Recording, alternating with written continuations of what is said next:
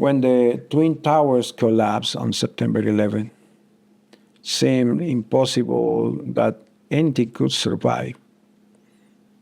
Everything was dust, twisted metal, and silence.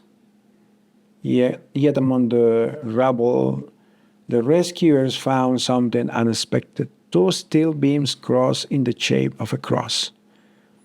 It had not been built or placed there by anyone. Simple remained that way after the collapse.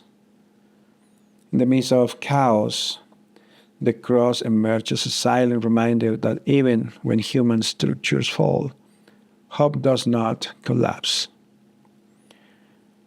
With that powerful image in mind, we hear Jesus speak today about the temple in Jerusalem. The days will come when there will not be left a stone upon another stone. Jesus is not destroying faith, or he's destroying false security. He reminds us that everything that is human, no matter how great, beautiful, or impressive, can collapse in an instant. Temples fall, towers fall, system falls. Our plans, our projects, our securities, everything can come crashing down. But just as that cross appeared in the midst of the wreckage, Jesus teaches us that he is the one who does not fall. When everything fails, he remains. When everything breaks, he stands firm. When life loses its structure, he becomes our only foundation. The ground zero cross was not a triumph of steel, it was a proclamation of the gospel. When not one stone of left upon another. Christ still standing. As Jesus gazed upon the splendor of the temple in Jerusalem, he spoke a sentence shattered every false security. The days will come when no one stone will be left upon another. It was a devastating blow for those who believed that the strength of the temple guaranteed their salvation. Christ's message is clear. Every human security, no matter how impressive, is temporary. The gospel forcefully confronts our temptation to rely on our own works, institutions, or traditions as if salvation were found in them. The temple may fall. The systems may fall. Human plans may collapse. But the faith built on Christ does not crumble.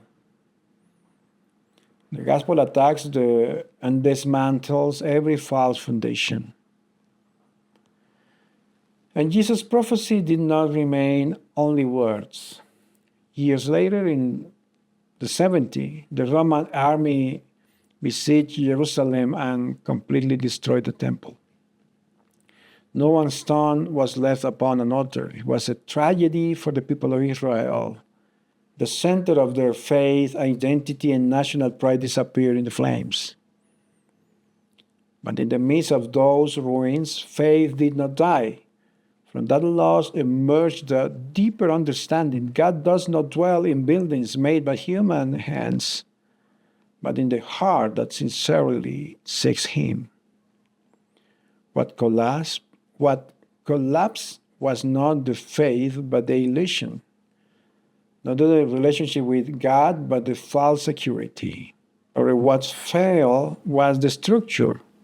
What rose was the awareness that Christ is the temple, the true temple, and that in him every believer becomes a living stone.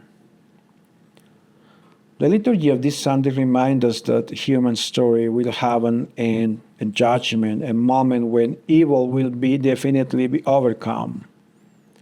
The day is coming, burning like an oven, says Malachi. It will be the day when every injustice, every sin, and every act of pride will be purified in the fire of God's love. But this is not about fear, it is about responsibility. Each of us contributes in some way to the triumph of evil, and therefore none of us can be satisfied with our conduct or our faith.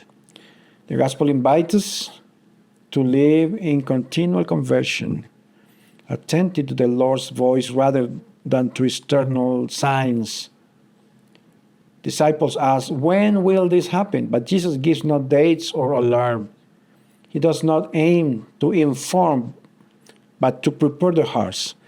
Clearly, St. Augustine expresses it wisely. The hour has been hidden from us so that we may be faithful every day. The believer does not need to predict the end, only to live each day faithfully, knowing that God comes at every moment in history. Jesus don't ask us to calculate, but to persevere. Before the cosmic signs and earthquakes, Jesus announces something even harder. You will be persecuted. You will be hated because of my name. The disciple does not escape trials, but in them discover his mission. This will be your opportunity to bear witness. It is not about defending ourselves, but about letting Christ speak within us. I myself will give you words and wisdom. In the midst of the collapse, believers are not victims, they are witnesses. The gospel ends with one of the most beautiful phrases in the New Testament. By your perseverance, you will save your souls. It is not perfection that saves us, but fidelity. To be a Christian does not mean never failing, but never giving up. In a world that changes and collapses, Christ is the only solid foundation. To persevere is to remain, standing even when everything around us falls. It is to keep believing, working, loving, and praying even when we do not see immediately the results. When human structures fall, Christ remains our foundation, and upon him it is always possible to begin again.